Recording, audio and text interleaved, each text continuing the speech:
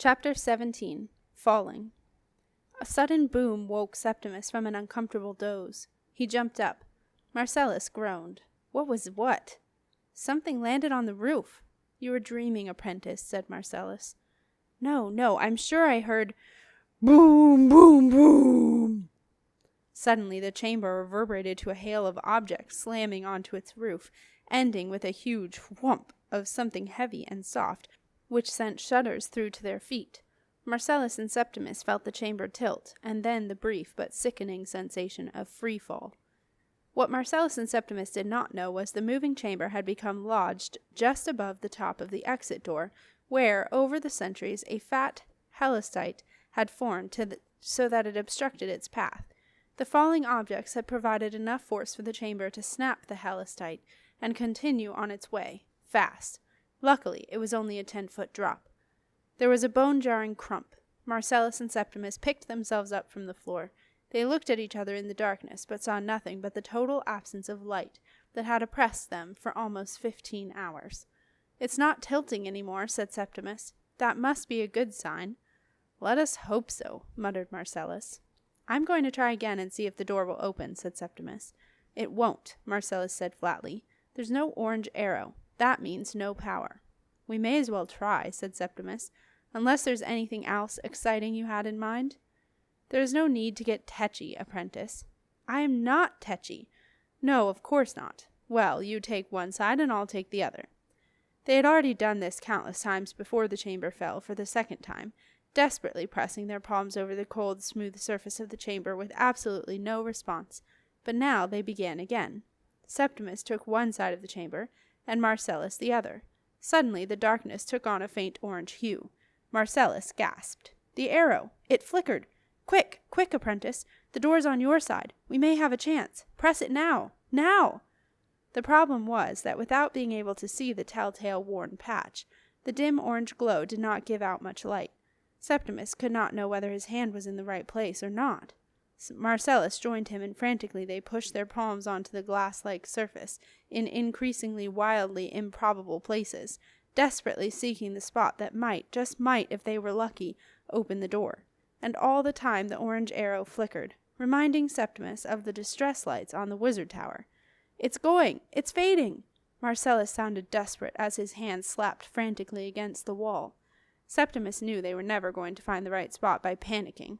Stop, he said. I want to find it a different way. I told you, apprentice, magic does not work in here. But my mind still works, said Septimus. Marcellus, please, stop and be quiet a moment. Let me find it. The orange arrow was fading away, and Marcellus knew they were getting nowhere. He let his hands drop to his sides. Very well, apprentice. Over to you. Septimus closed his eyes. It made no difference as to what he could see, but it sent him back inside his head, deep into another place. He held out his right hand and remembered how he had once opened a similar door far below the Isles of Siren. He remembered how the smooth, cold material of the chamber had felt beneath his hand. He imagined that he was there now, in its bright blue light, and he allowed his hand to guide itself where it wanted to go. Then he pressed his palm down hard, throwing all his weight behind it. He heard a soft swish, and Marcellus's gasp. It's open! Apprentice, you've done it! You've done it! Terrified that the door would suddenly close, Marcellus pulled Septimus out of the chamber. As soon as they were safely across the threshold, Marcellus sat down very fast and put his head between his knees. Septimus collapsed, giddy with relief, on a wobbly metal platform that felt dizzyingly high up. But for once he didn't care how high he was. He was free. He was not going to finish his life trapped in a box hundreds of feet below the ground. Slowly he began to take in his surroundings. He could feel a vast arena all around him. It was hot, and suffused with a deep red glow that shone up from below.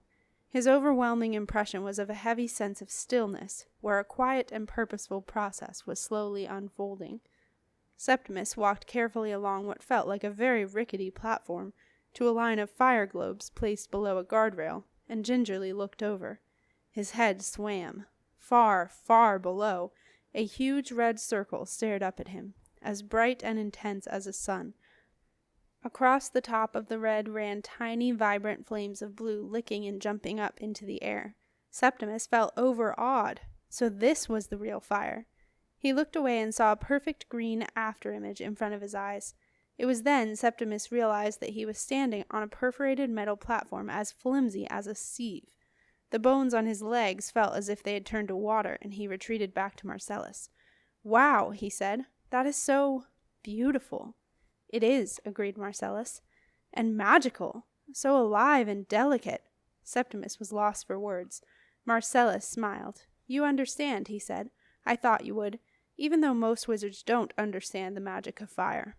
Septimus was overwhelmed. "I wish you had shown me before."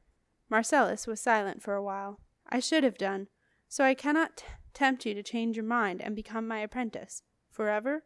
Septimus so much wanted to say yes, and yet the thought of what he would have to give up was too much. I really want to." "Wonderful. But—" "Ah, a but." Marcellus smiled ruefully. "I thought there might be. But I can't. I have promised Marcia." "Oh well," Marcellus said sadly. "But—" "Yes?"